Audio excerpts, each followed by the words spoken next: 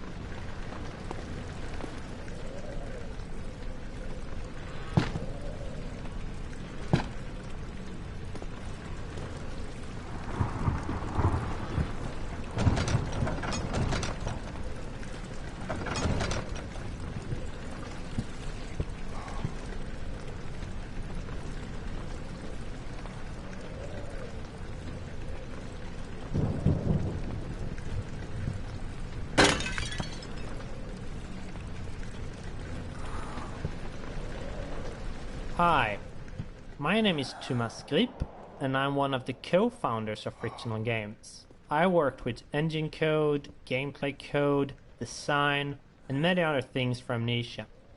In my commentaries, I will mainly focus on the design behind the different parts of the game. I hope you'll enjoy them.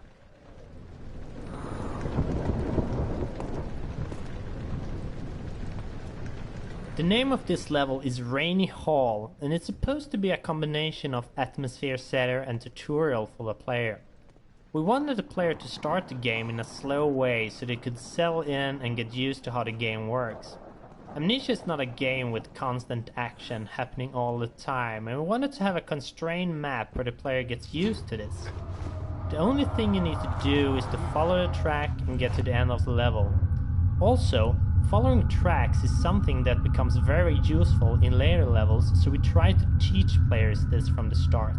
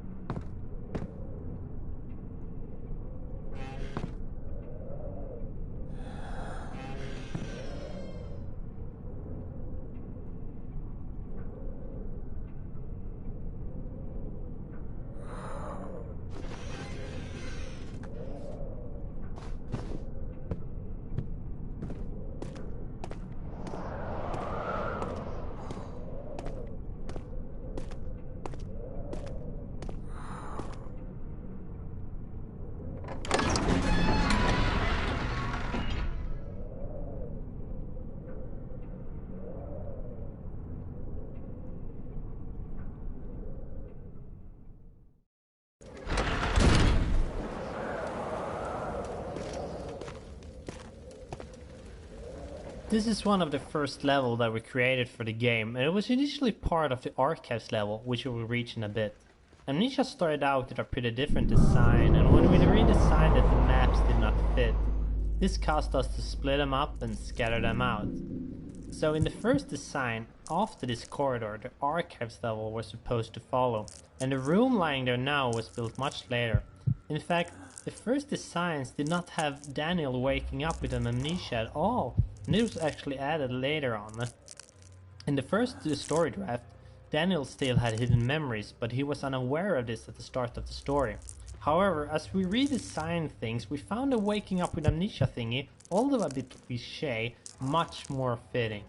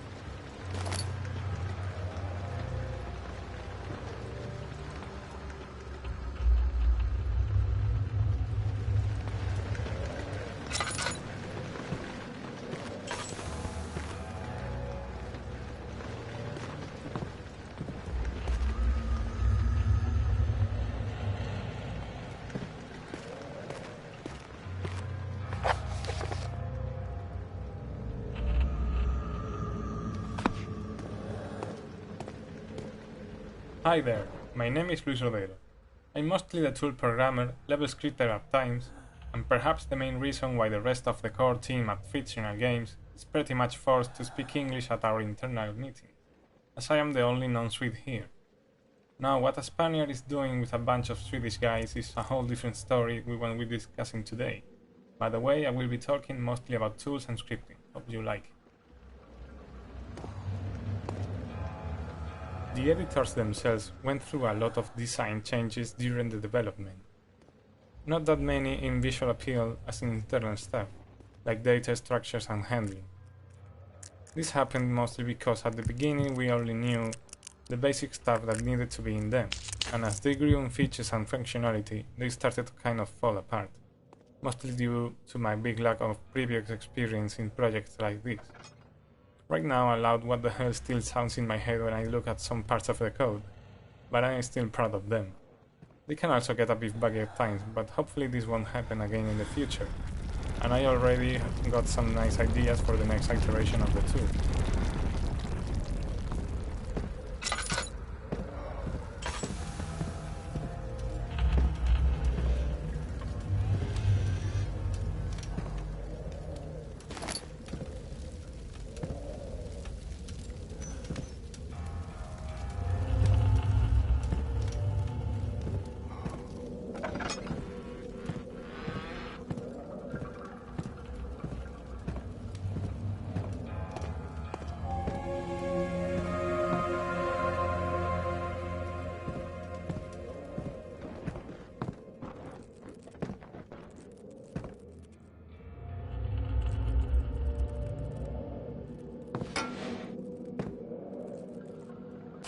August 1839.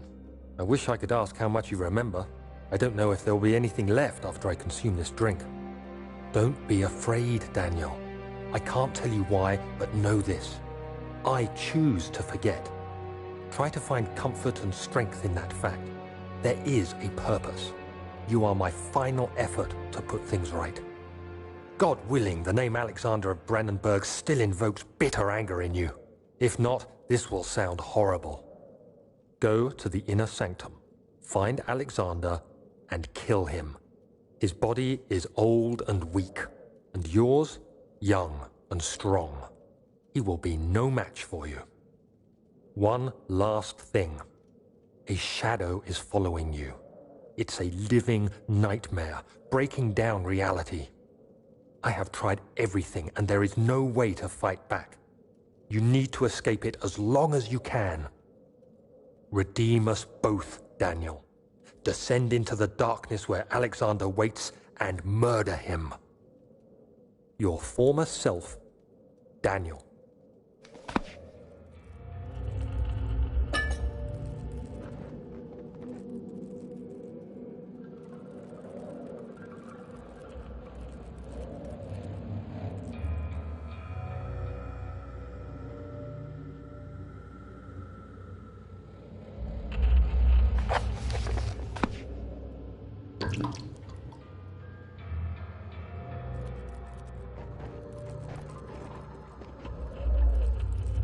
I think we can all feel the story kick-starting as we finish the letter from Daniel. The game itself is just filled with confusion, and I think we're really doing the player a service keeping it simple in the beginning. Basically try to take your revenge on Alexander, that is the premise of the game. You don't really need to dive any deeper than that, but hoping that the player will care about the story, they have the entire game in front of them to decide if they think killing Alexander is justified or not. Hello everyone, my name is Mikael, and I'm the writer for Amnesia, The Dark Descent.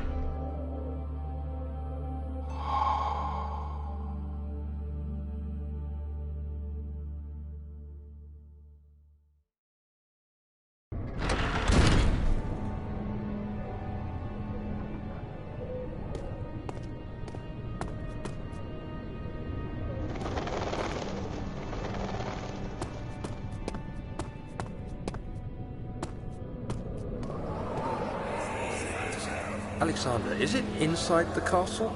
In a manner of speaking. Come, bring the lamp. You've been to the refinery, have you not? I don't believe I have. Is it connected to the... what did you call it? The inner sanctum. My most precious chamber, Daniel. And it lies well beyond the refinery. In fact, it lies beneath the very stone of Brennenburg.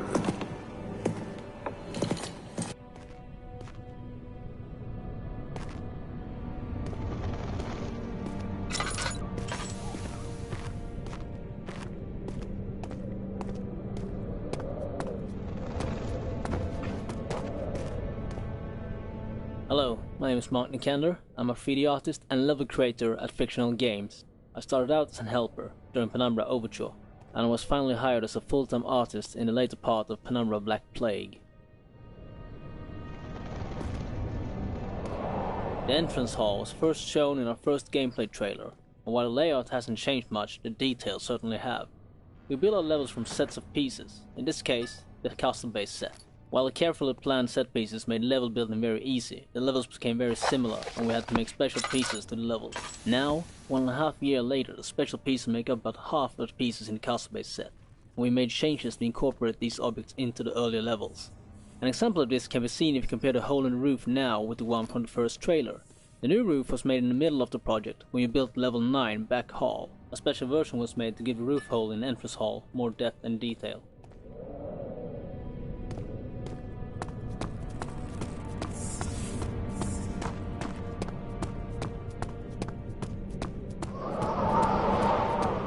Scattered throughout the game, you can see some signs written in Latin. The reason for using it is that it was considered a language of culture and science, as most scientific and philosophy authors wrote their works and treatises in it. As we are dealing with a castle dwelled by a pretty smart guy that has been around since the Renaissance period, Latin all around the place was something we should expect.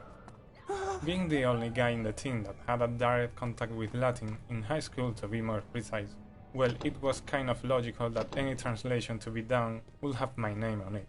Translating stuff into Latin was kind of strange and fun task to do. At first I had a classic Latin dictionary, so if I had to translate any modern term, I would have to track its etymology down to the Latin equivalent, or look for a synonym or similar expression that had a direct translation. Then I had the luck to come across some dictionary for modern stuff online that addressed most of this stuff for a huge lot of terms, so it couldn't have come in a better time. Some days I would have Sebastian dropping a list of 9 or so entries to be translated, and before finding this dictionary it was quite a lot of work. On a side note, we even had a choose your Latin poll on a couple entries, just to pick the one that sounded better for everyone. Results were pretty unanimous, by the way. For some final words on this, I must confess that, while I was pretty good at this in high school, that was like 15 years ago, so right now I'm not 100% sure translations are correct at all, but I took the time to make them at least plausible, so my apologies go in advance to any Latin guru up there playing the game, as I myself get on the verge of losing my temper when I see stuff like this obviously made up. If you haven't followed our development blog back when it started, you might have missed one of the biggest changes in our production pipeline. 2 years back, we started a toolset side project to ease and speed up the creation of content for the game. I'd say the level editor, which is what we, or more specifically Jens, Mark and Marcus, have used to build all the halls and corridors you are working through right now, is the big start of the pack. Its workings in a nutshell, while all the models and assets are actually made in software like Maya or Blender, everything geometry-wise in the levels is put together in it. Then lighting and sweet details like decals and fog are added in. While this approach might sound simple, really nice stuff can come out from it, as you can see in the game. This is one of the many hub levels in the game, and this is a design concept that we started out with in Penumbra. The idea is to give the player some freedom on where to go, but at the same time give a clear objective. In this level, the slime obstacle is the thing that the player needs to get past, and all other levels then have things needed to do so. The slime itself is one of the few puzzles left from the initial designs, and the one I'm probably the least proud of. Now that slime appears all around, it feels a bit forced that you need to have a potion on the slime. Many testers also complained that they wanted other options in getting rid of the slime, like burning it. However, creating a potion is the central theme for this hub, so we had to let it be. I don't think it's that bad, but we probably could have redesigned it if we had time.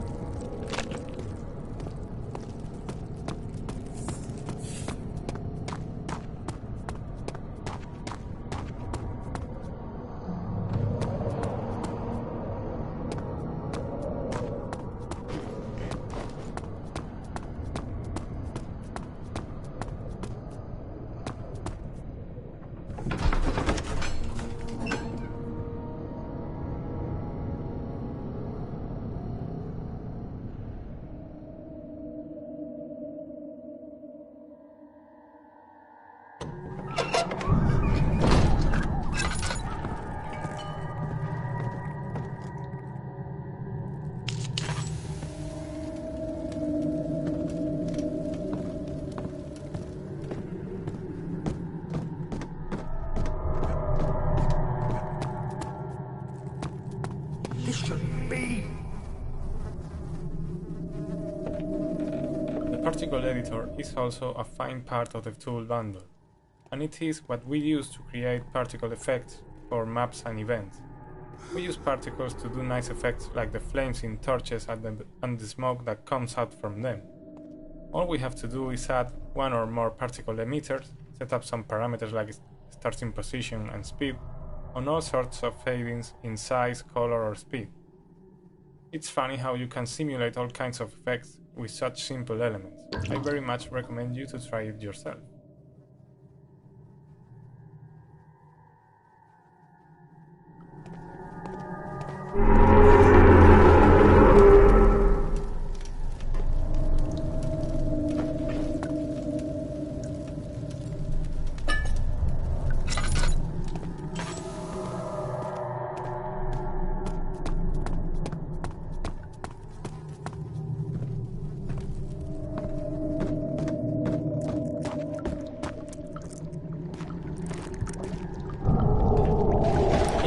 Concepts, this was meant to be a sort of wine testing room and directly connected to the wine cellar.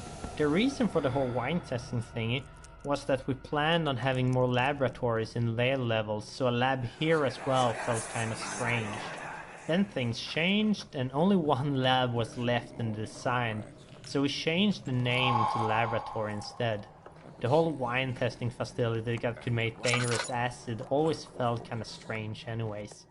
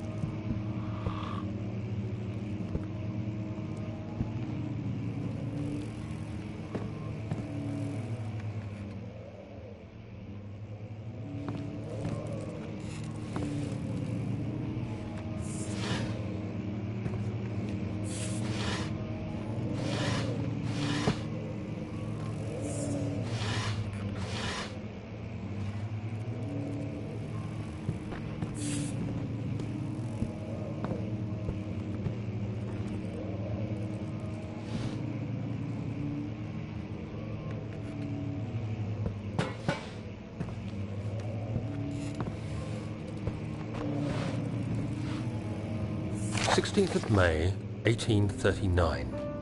The unflinching African sun has continued to plague our expedition, making it impossible to dig until dusk.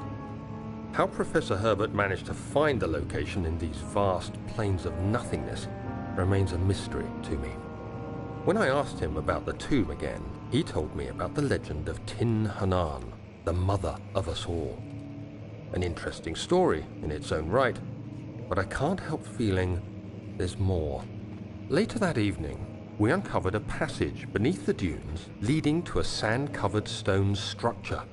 The professor was confident it was the tomb we sought and ordered the others to clear the way late into the dark, cold night. Tomorrow, I shall lead the men into the ancient structure, hoping to reach the burial chamber. No matter what the professor is keeping from me, the dig should yield something interesting to take back to London and the British Museum.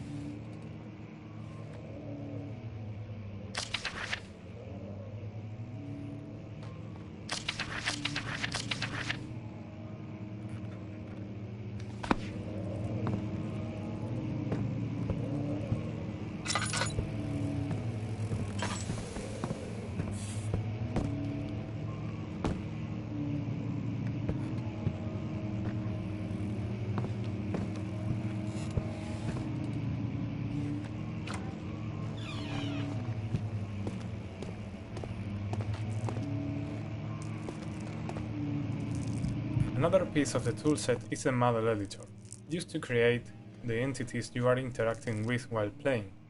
Basically, we take a model and set up some parameters like physical bodies, joints, and user-defined variables. We can also attach sub-entities to them, like lights, particle systems. When an entity is finally set up, it is ready to be placed in a level using the level editor. Examples of entities here are doors, lamps, most furniture, critters. To finish this little overview of our tools, I must mention the material editor, available both standalone and built into the other editors. The program itself is very simple to use. You have some material types defined by the engine, and you can throw in textures to be used for diffuse, normal maps, height maps, as well as some variables to control specific parameters for a material type.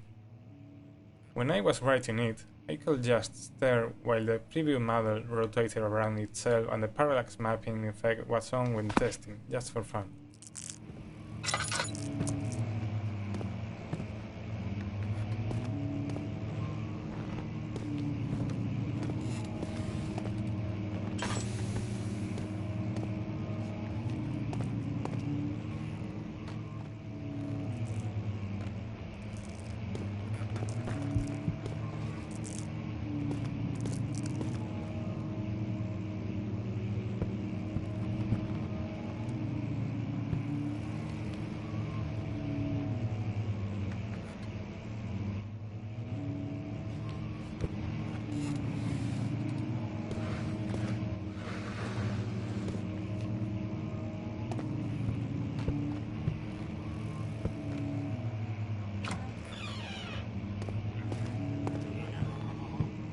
This level was changed a lot, and I think it's one of the most tweaked levels that we got.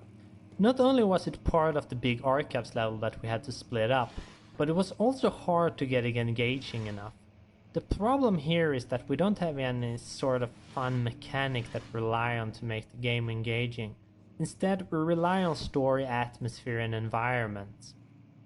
This is true for many other levels and the game as a whole, but these were kind of the one of the larger levels that we made, and also one that didn't have much puzzles and such. So when testing it, we quickly get bored with it, and we wanted to add more spooky events to spice it up.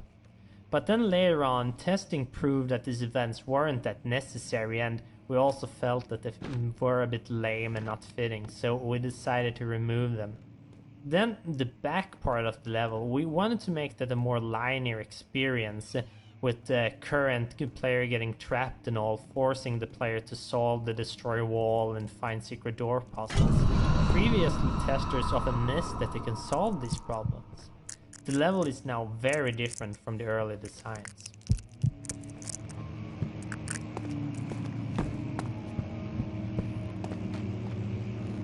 "17th of May, 1839. My hands tremble as I write. I feel a need to document my tribulation, for I fear that my memory will fail me if I linger. Today, I took some men and ventured into the dark, ancient passage we uncovered. Our torches burned faintly in the murky air as we slowly made our way underground. The men were superstitious and fearful. They argued loudly, and I felt their strange language getting to me. I mustered my strength and yelled at them to continue down the slopes and broken steps. The crudely carved passage confused me. It looked much older than the 4th century structure we had expected. The twisting path emerged into a great antechamber. The walls were lined with statues unlike any I'd ever seen. Despite their unearthly quality, I felt a strange familiarity toward them, which haunts me still. At the far end of the chamber, a great slab of stone sealed off whatever lay ahead. I gave the order to raise it, and as I pushed through the narrow space, the heavy stone suddenly dropped, sealing me inside. I was trapped.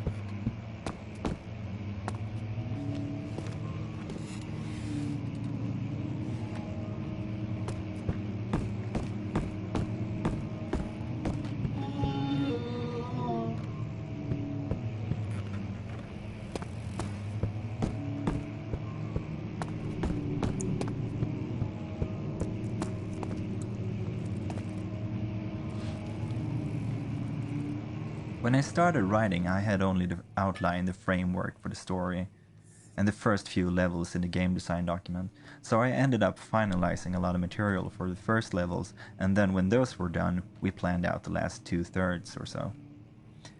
This had a funny effect since I had to not only cater to the story, but to stay true to the stuff I've written for the first levels. Usually you can go back and forth while writing and change things, but if you have already recorded voices, you really shouldn't because of the costs. So the first text really shaped the rest of the material in an interesting way, and made them matter in a way I hadn't thought about. I really like how this thickens the story elements, as I am able to jump back into the material and keep using and reinforcing certain concepts. Agrippa is of course the most extreme effect of this method, which grew from a small reference to becoming one of the most important characters in the game.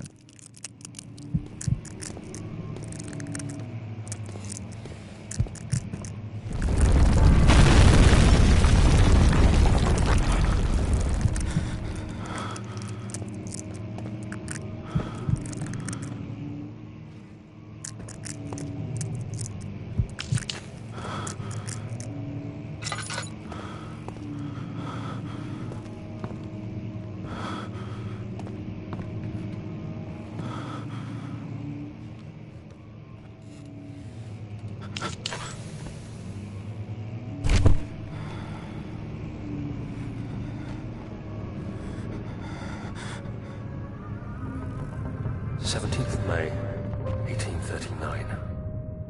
After pounding the unforgiving stone wall for what seemed like an eternity, I realized it was hopeless. I was trapped. I fell to the ground, gasping for air, trying to focus. That's when I saw a faint blue shimmer. My weakened body was heavy to carry, but I managed to push myself toward the enchanting light.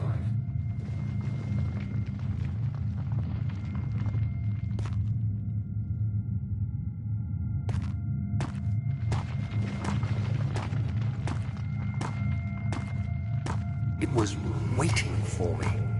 Enclosed in dark nothingness, I felt myself drawn to the mystic light. I reached out, closing it in my hands. The faint glow escaped my fingers and began to spark brightly and spirit me away, unlocking alien memories of spiraling towers, endless deserts, and impossible geometry. The next thing I can remember is the grating sound of stone being lifted, the voices of the Arabs pulling me to safety, and grasped firmly in my hands was the broken pieces of a most peculiar relic.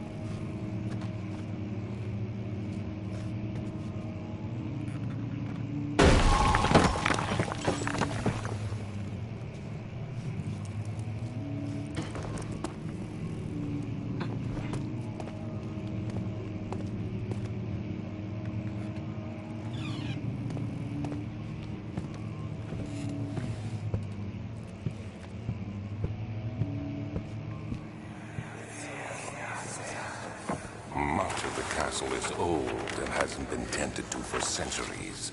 When the shadow arrives, it won't take long until things start falling apart.